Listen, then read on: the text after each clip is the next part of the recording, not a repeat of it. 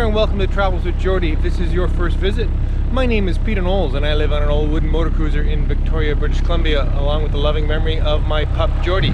Well, I'm not there now. Those of you who are following along, you know that we're cruising through the Gulf Island and we're finally leaving Nanaimo.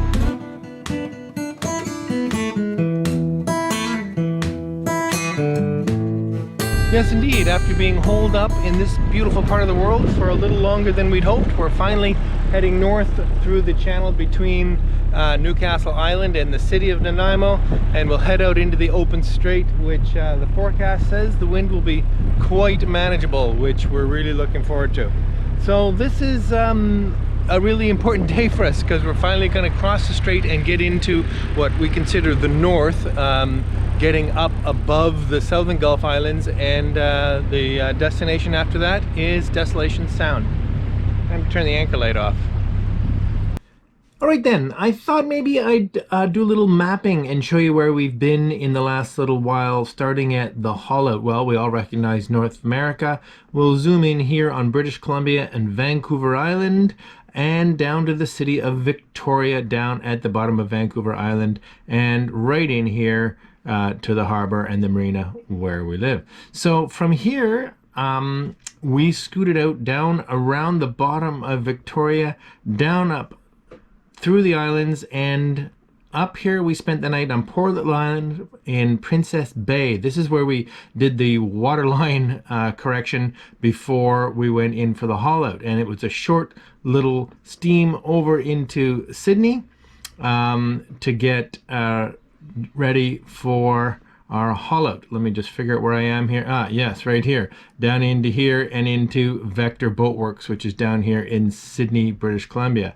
From there we headed out and to do some cruising, so I'll pick it up. So now I'll give you a brief overview of what islands we talk about when I talk about the Gulf Islands. If I zoom out far enough, we can see a little less detail. It's a little bit easier. Of course, this is Vancouver Island, which is an island to begin with. This group of islands is called the San Juan Islands, and it's actually, these are American islands. The border comes up and through here somewhere. These are known as the Southern Canadian Gulf Islands. The most significant of is Salt Spring and a few others, and you'll see we'll tour around these a little bit. Further up, we get into Gabriola, which is sort of the last of the Southern Gulf Islands, and then the Strait of Georgia, and into some more significant islands, and up into Desolation Sound. And so that's where we'll be headed. The big city of Vancouver is directly opposite here. Most of you will know where that is.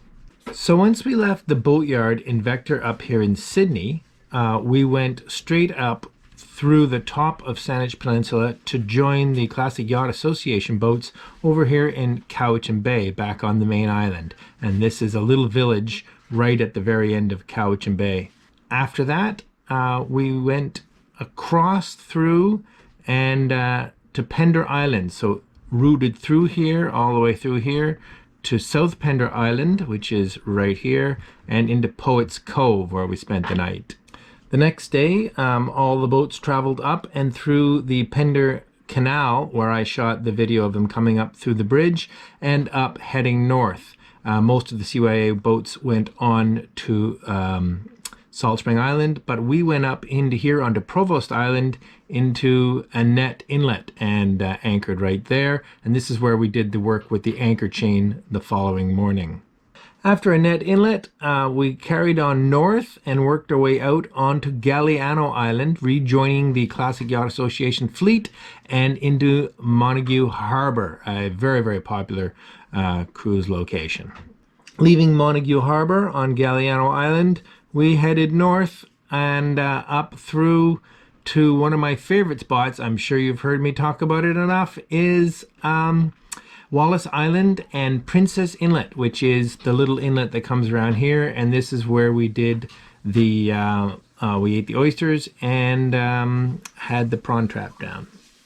In the next episode, the Southern Islands, we leave Wallace Island and work our way north again to DeCourcy Island, which, if I zoom way out, you'll see here is just before Gabriola, and to a small private inlet at the top end there, where we also had some more prawns with our friends. The next day we moved down into Pirates Cove, which is a really neat little spot here, and there's a national park, or a provincial park. This is all park. From there we crossed over back over to the main island down into Ladysmith and met up with some other friends here at the Ladysmith Community Marina, which was really a great spot. We stayed there a couple of days and did a bit of work.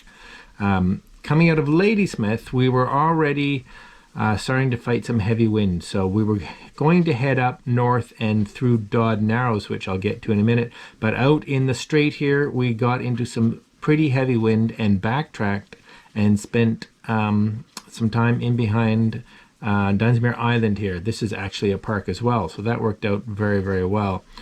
With the wind subsiding, we were able to get out of Ladysmith, up through the strait and up through famous Dodd Narrows, which is a very narrow gap and has a very high current. In fact, I can show you the current marker right here, and at peak current, you can see here it actually runs right now it's not actually very high, but it would be over 6.5 knots, which would be quite a bit of current to have to fight. Anyway, through there, that's sort of the gateway to Nanaimo. This is a fairly large city where we spent a few days. Now, I'm going to fudge with the timeline a little bit and a bit of artistic license, because what happened is the weather and the wind in the strait was so rough. We were trying to get across the strait to the mainland side, and the wind was just too severe for over a week. So we spent some time in the town of Nanaimo, on the park of Newcastle Island, and in fact we went back down through Dodd and spent some more time in Pirates Cove, working our way back up again. But that is omitted in the episode. And now we've caught up to this episode where we finally cross the strait. And finally across the strait, and it looks so beautiful and peaceful.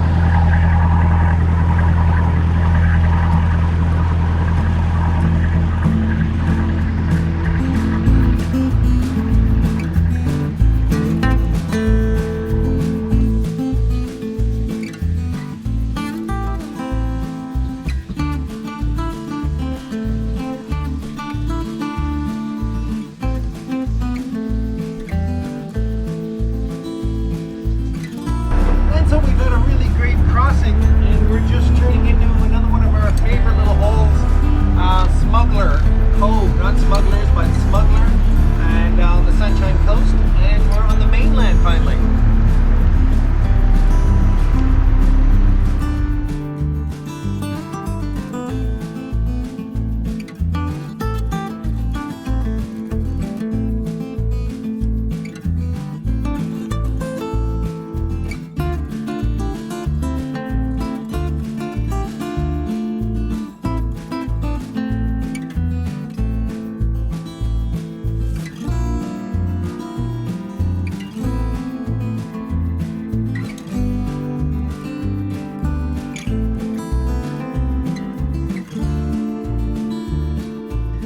I'm sure you noticed our little trip through Smuggler Cove was that the place was absolutely packed.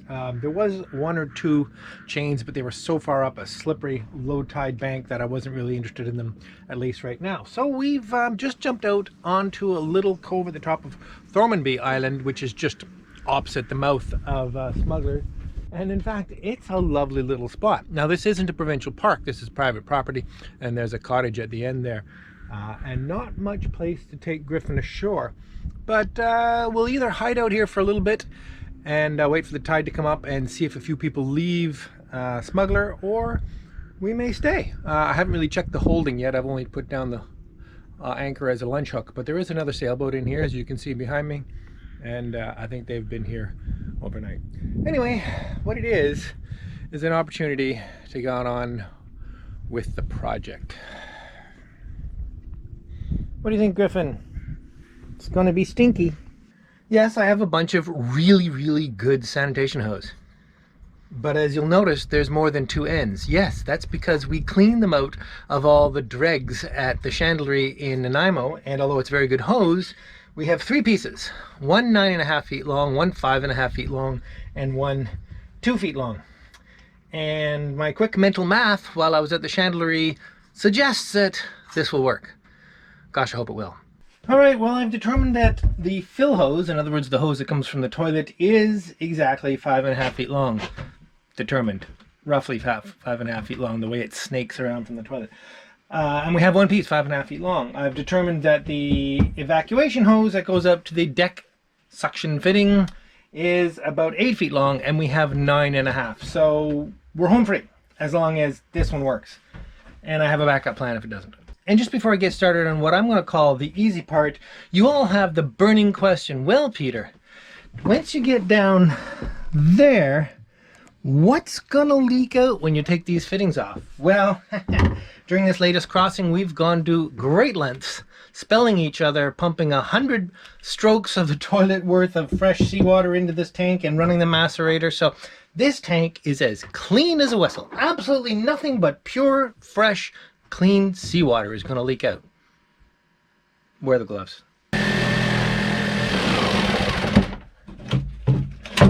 Okay. Taking the fridge out certainly made this a lot easier, although I'll tell you, taking the fridge out wasn't easy. Okay. I know that the fill hose is now going to fit, so it's the last hose to go back on though, so it's time to start taking all this apart. And this is just going to be, well, it's going to be messy, isn't it? Okay, so here's the hose that went to the deck discharge. It fishes down through underneath the cockpit sole and pops out underneath that settee. I have no idea how I fished this the first time. This wasn't the original routing for it.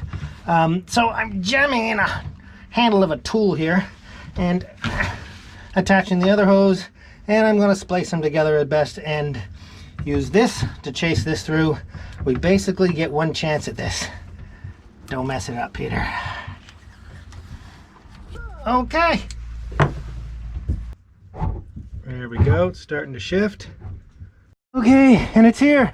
Oh joy.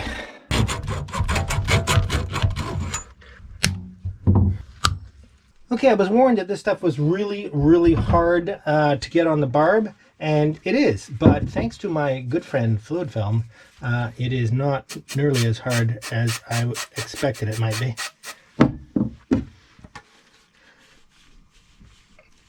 There we go. Okay, all tight. Excellent. Now the vent in here goes on, actually, unfortunately, a piece of threaded pipe, so it definitely needs to be enlarged. Isn't it amazing, actually, that in 2020 we can have inverters on boats and lots of batteries so we can run heat guns while on anchor? Awesome. I wanted to mention a really neat way to enlarge a piece of tubing if you happen to have some tin snips. The nice soft outer edge of them makes an excellent expanding tool. Alright then, well, we're ready to put the fridge back in, which is good because quite a few boats bopping around here and the wake's starting to really add up. Okay, so vents in, mains in, everything is in here. One thing you gotta remember with the vent is make sure that there's no dips in it, because if it gets a dip in it and fills with water, it suddenly isn't a vent anymore. So I had to go to some trouble to make sure it's totally in alignment and sloped up all hill. Okay, so now this is a mess for the fridge, there's no doubt about it, but subsequent project. And yes, those morettes are still sitting in there. Subsequent project. Actually quite soon. Have I got that? That went on about as long as I could stand, look. Yes. It's all back together. It's not elegant, but it's functional. I'm not the least bit concerned that there was any compromise with the quality of the job, although there's just so many little things in here I'd still like to do. But it's all back together, and it doesn't smell, and it's not going to smell. Well, I must say, this little cove on South Thormanby Island turned out to be a really, really sweet spot. Regardless of the nasty project we had to do here today. Just a lovely, lovely, lovely little hidey hole. Alright then folks, I'm about to fly the drone again, which is a DJI Spark, here in this little cove, and there's no boats in here at all right now. It's a perfect time to do it. However, this will be the first time I've flown this particular drone completely untethered, not untethered, but from a boat at anchor. Now I put out a stern anchor as well, so the boat will stay largely where it is. However, it's one of those things. I got to start doing this and I got to be prepared to lose it. So let's hope we don't.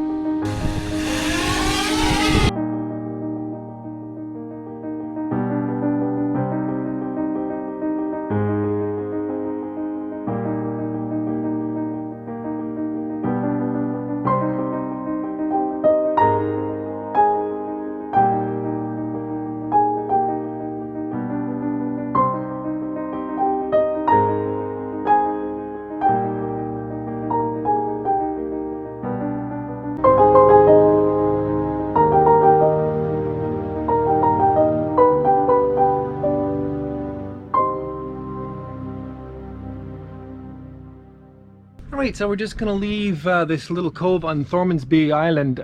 Just a lovely spot. My gosh, it's been splendid in here.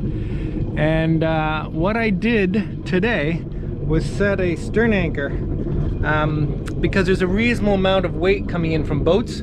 So I wanted to make sure I could align the bow into that wake. So what we did was just drop the anchor off the swim grid at 100 feet of chain on the anchor, the main anchor, and then just pull ourselves forward so that this anchor had some scope, but you don't need that much. There's a big old Danforth, which is our spare.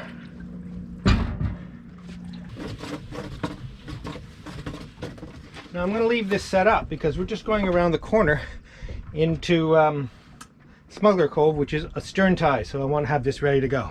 Okay, let's go.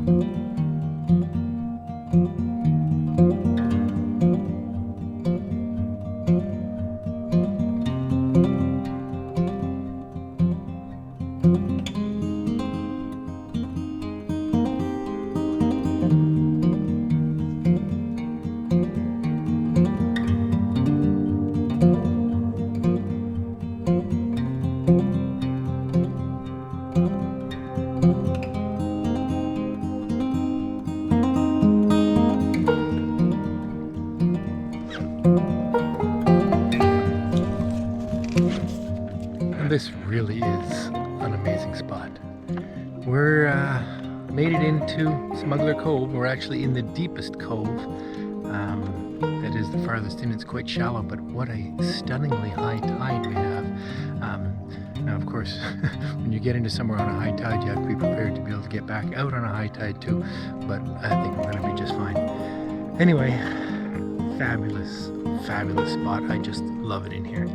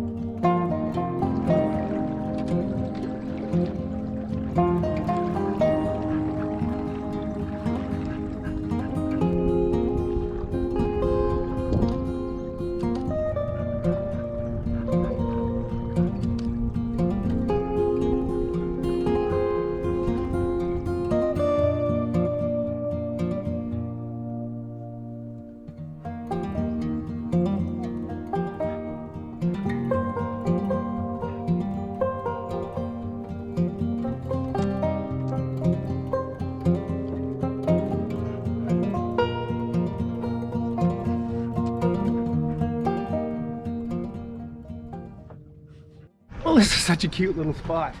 We're in Secret Cove, and I thought I'd been in here before, but perhaps not. Anyway, I just love this sort of intense, you know, highly condensed boating lifestyle. I like it. Density. It's just neat. Anyway, so we're just stopping for propane. We still have lots of fuel, and we're going to head north to Pender Harbour for some provisions. Yeah, I just really like places like this. I don't know why. It's just so cute.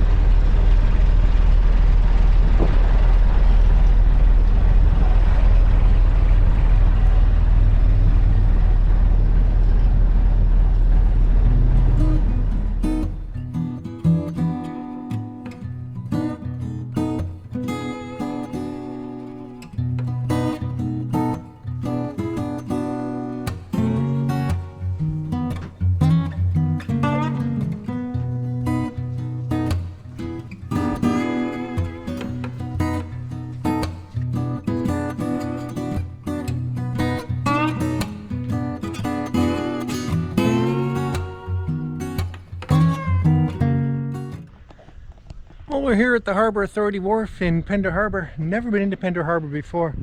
And again, just like Smuggler Cove, I just love these little high-density marine areas. I just think it's just so cute. Anyway, there's a little village here. I think we're going to run up into the village and see if we can't do just a little provisioning. I understand the prawn boats are going to be back in an hour, and that is very, very good news. Well, we've been through the town and to the grocery store and most importantly the liquor store, but an unexpected treat. The prawn boats have just come in.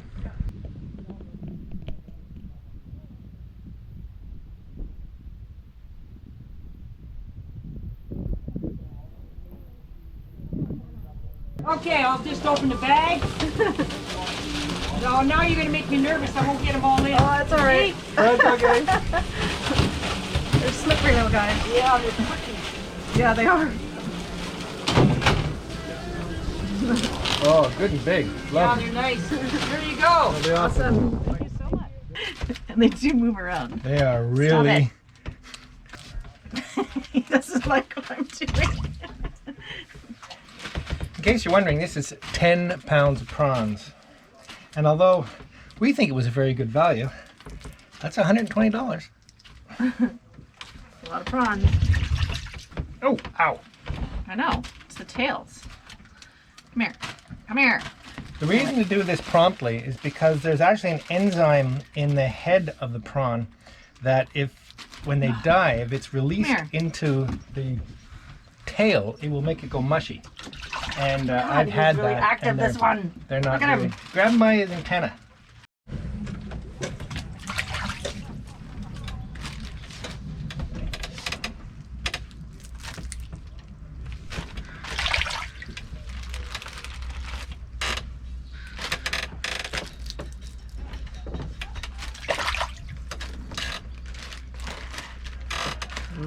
Prawns. Well, I would have to say that was a very, very successful little stopover in Pender Harbour. So we're going to set out and head north. What a gorgeous day it's become. I can't wait for dinner time. 130 prawns. Okay, let's go.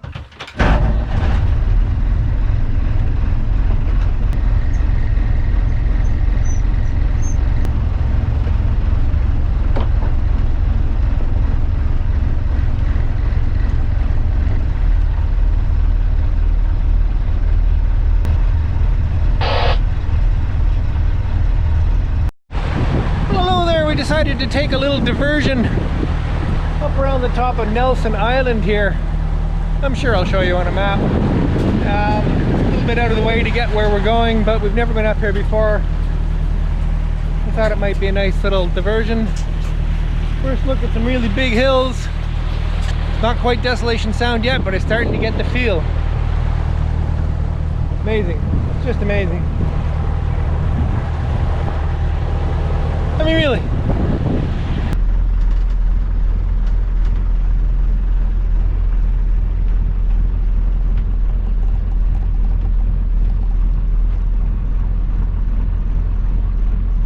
Well, here we are in one of my favorite little inlets on Hardy Island.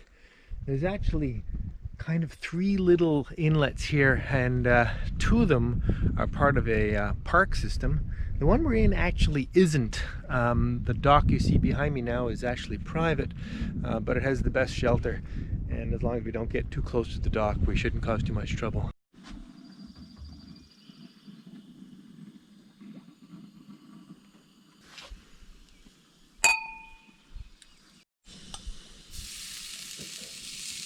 Oh, garlic.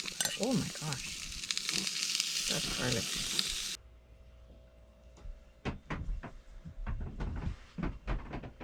Well, hello and welcome to the Beer of the Week, live from Newcastle Island, where we're having an absolutely perfect day, and we're on a picnic, and we have a lovely beer to share with you. Now, this is amazing. This is from the 4 Mile Pub, which is our favorite little pub, becoming our favorite little brewery next to us in Victoria, and it's a limited release Brewmaster series This was brewed on September 20th, 2019, making it the fall equinox. And this is can number 55, so this could be really, really interesting. Let's have a look here.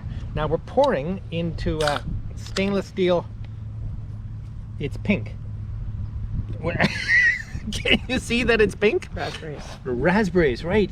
Aged on raspberries. Aged on raspberries. It's very, very pink. Now, I should apologize. It arrived here on the back of a bicycle on a bouncy woodland trail. So that's why it might be a little difficult to pour. Not that I'm famous for awesome pours. Okay, well, let's see what we think of this. I'm going to call that enough because we're going to be dealing with a fair amount of head there as it is. There you go. Well, cheers. Let's see what we think of it. Cheers.